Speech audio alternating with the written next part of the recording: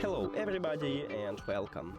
In this video I'm going to show you how to pair your BOSE Portable Home Speaker with your Android device.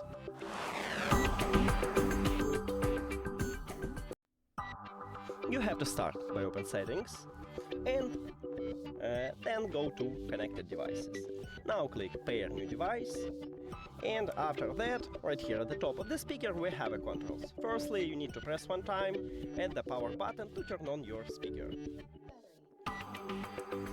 Okay, we have information about the battery level, and now we should enter to pairing mode, so press and hold Bluetooth button near to the power button. And you will hear a voice prompt ready to connect. Now you need to tap on your speaker at the device list and then click pair.